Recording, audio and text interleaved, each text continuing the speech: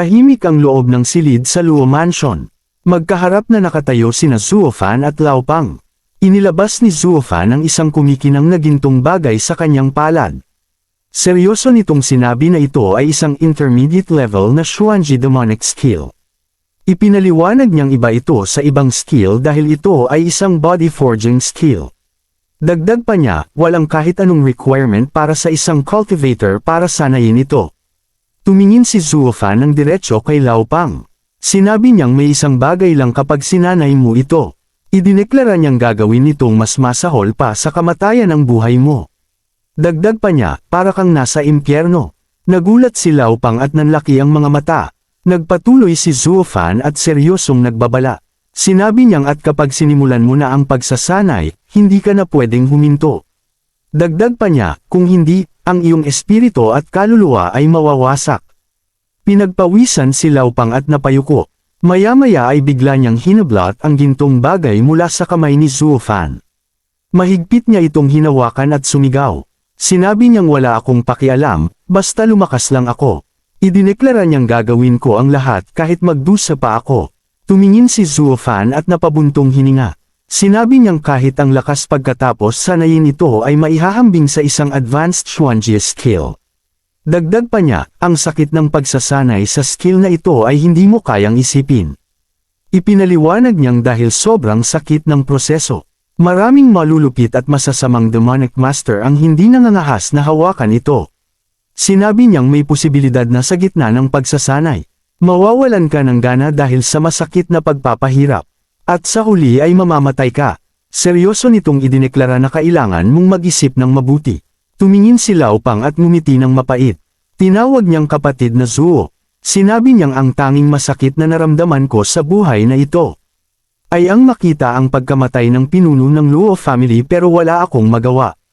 Idineklara niyang ang tanging hiling ko ngayon ay protektahan ang kaligtasan ng Young Master at Young Miss. Sumigaw si Lao Pang at lumuha.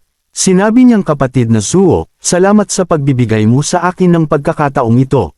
Dagdag pa niya, hinding-hindi ako magsisisi. Ngumiti si Zuofan at tumango.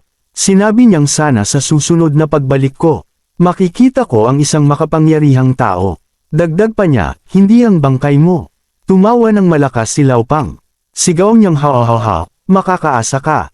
Sinabi niyang kahit mahirap ang buhay ko, hindi ako basta mamamatay. Inilahad niya ang kanyang kamao. Sinabi niyang kapatid, kailangan mong bumalik agad.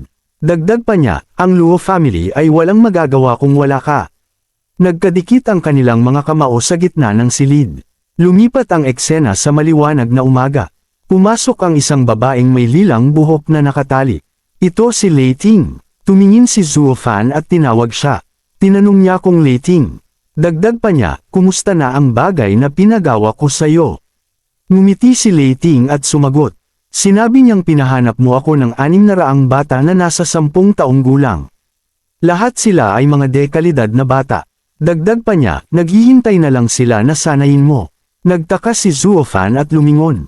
Tinanong niya kung paano mo nalaman na gusto kong sanayin ang mga batang iyon. Ngumiti si Lei Ting at sumagot. Sinabi niyang base sa pagkakakilala ko sa iyo, hindi ka sapat na mabait para tumulong sa mga kawawang ulila. Kaya hula ko, gusto mong sanayin sila para maging gwardya ng Luo family. Dagdag pa niya, dadalhin ko sila dito. Tahimik na napatingin si Zuofan. Sa isip niya, sinabi niyang mabait. Naalala niya ang nakaraan. Sinabi niya sa sarili na minsan ay umampun ako ng isang ulila dahil sa awa. May tinig, sa alaala na tumawag ng guro.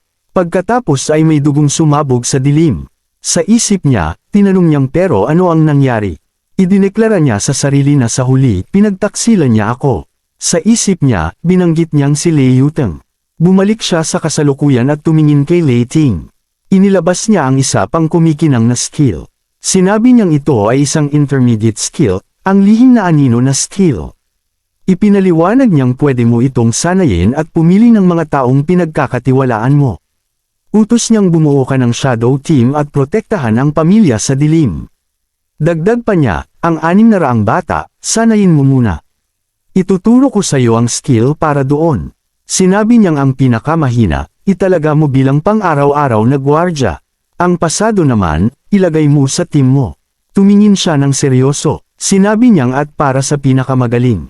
Ibigay mo sila kay Laupang para sumailalim sa lihim na pagsasanay. Utos niyang sabihin mo lang ito sa kanya, tiyak na maiintindihan niya ang gagawin. Nagtaka si Lei Ting at tinanong. Tinanong niya kung bakit hindi ikaw ang gumawa nito mismo. Tumingin si Zuo Fan sa labas ng bintana. Mahina nitong sinabi na aalis ako. Nanlaki ang mata ni Lei Ting at napasigaw. Gulat nitong sinabi na ano. Dagdag pa niya, bakit? Tahimik lang si Zuo Fan at hindi sumagot. Maya-maya ay napayuko si Lei Ting. Mahina nitong sinabi na naiintindihan ko. Biglang may mabilis na hangin na dumaan. Hinalikan ni Lei Ting si Zuo Fan sa pisngi. Nagulat si Zuo Fan at hindi nakagalaw. Mahina nitong sinabi na hihintayin kitang bumalik. Pagkatapos ay tumakbo palabas si Lei Ting. Naiwan si Zuo Fan na nakatayo mag-isa. Sa isip niya, napasabi siya kung paano na naman nangyari ito. Dagdag pa niya sa isip, mukha bang masarap halikan ang labi at pisngi ko para sa mga babae. Thank you mga boss. Dito na natapos ang chapter na ta. Stay tuned lang, ini-edit ko pa ang susunod na chapter. Like and subscribe para updated kayo sa mga upload natin.